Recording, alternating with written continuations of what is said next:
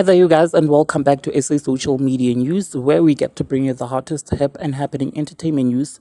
Please do not forget to like, share, and subscribe if you haven't done so.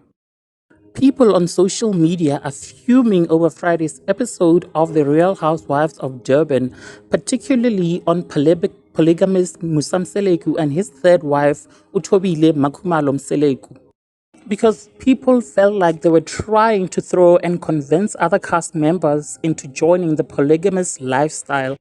Musa and Tobile hosted the black tie event, and all they talked about was polygamy.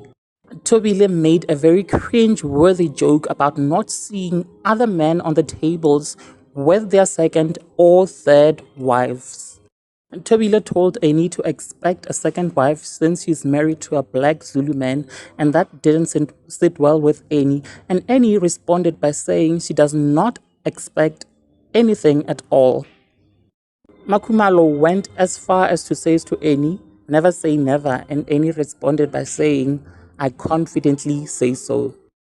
Mr. Mseleku then asked if he doesn't attract any of the ladies on the table since he's a polygamist, and they all laughed. Musa defended himself by saying he wished that Vivian Reddy was there to defend him. Vivian Reddy is Sorisha's husband, which means he insinuated that Vivian is a polygamist, leaving Sorisha with questions as to whether her husband is seeing another lady or has another girl or wife somewhere.